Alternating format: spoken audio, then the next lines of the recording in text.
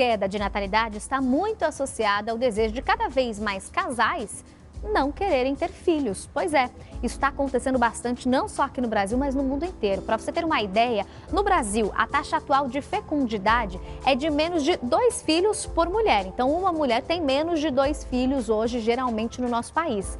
Uma taxa muito menor do que a média que nós tínhamos lá na década de 60, que eram de mais de 6 filhos para uma mulher. Olha só essa diferença. E não existe um motivo único, um motivo específico para essa queda que está acontecendo, mas claro que a mudança no estilo de vida das pessoas é um dos principais fatores. Mas e aí? Você concorda com isso? Já pode mandar sua mensagem para cá, DDD 41 991 276130, que é o nosso assunto, meu, do Bruno Previde e da Bianca Bortolini, psicóloga, nossa convidada hoje do RIC Notícias Live. Bianca, seja muito bem-vinda aqui ao RIC Notícias Live. É isso mesmo, a mudança no estilo de vida, eu acho que até a inserção da mulher no mercado de trabalho cada vez mais, né? Hoje as mulheres já estão aí onde elas quiserem e é uma diferença bem grande porque a gente tinha na década de 60.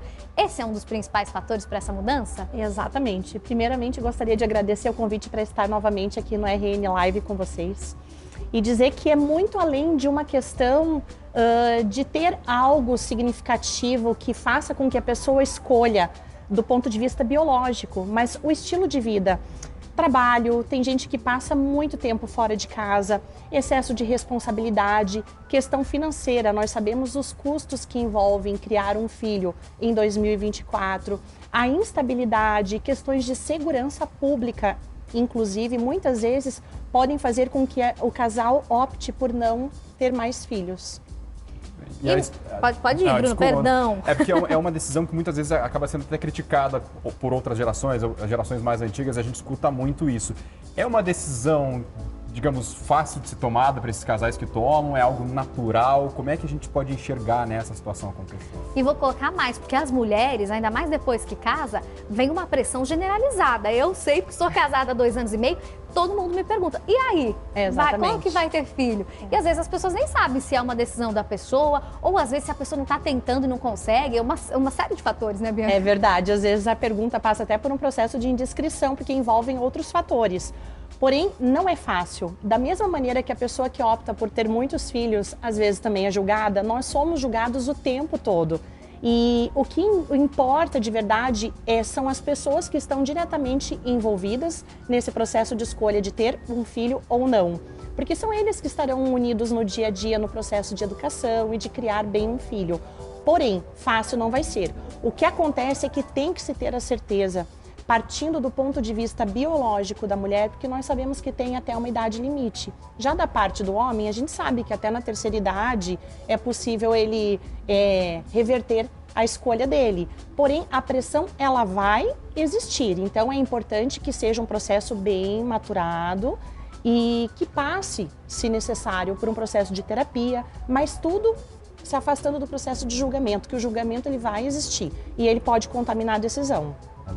O julgamento existe antes e depois que as mulheres têm filhos, né? Olha só, teve uma fala polêmica nos últimos dias que aconteceu dentro de um reality show e que deu o que falar na internet. Uma mãe que está participando do Big Brother Brasil disse que de vez em quando acabaram de me avisar, não sabia, ela já foi eliminada. Ela tem até vontade de jogar os filhos pela janela, tamanha dificuldade dessa função também que é ser mãe. E houve muita gente criticando ela na internet, mas também houve muito entendimento sobre essa fala por parte de outras mães. Então o caso fez com que muitas mulheres criassem coragem e falassem justamente sobre essas dificuldades nas redes sociais. Vamos acompanhar um exemplo. Eu era uma mãe muito bem feliz quando eu tava nessa marra aí da Madre Teresa de Calcutá, sabe? Da mãe que faz tudo certo, que, ai, gratidão. Não me permitia reclamar. Eu até pensava esse tipo de coisa, tipo, eu não aguento mais. Não falava, porque quando eu pensava já me vinha esse sentimento de culpa. Meu Deus, por que tá pensando isso? Mas com toda a certeza do mundo, eu me tornei uma mãe muito melhor pras meninas depois que eu me libertei dessa marra da mãe perfeita e consegui finalmente reclamar com as pessoas que eu queria reclamar. E esse tem sido um movimento na internet que a gente vê também, né? Das mães se ajudando, porque às vezes uma mulher decide que sim, ela quer muito ser mãe, mas a hora que ela é mãe, ela percebe todas as dificuldades, não significa que ela não gosta ou que ela se arrependeu, mas às vezes tá tudo certo eu falar que tô passando dificuldade, tô passando perrengue, né, Bianca? É porque existe uma romantização. E para quem está de fora, parece tudo muito simples. E para quem está envolvido diretamente na correria, na privação de sono, na privação da vida que você tinha antes, porque existe uma mudança radical de estilo de vida.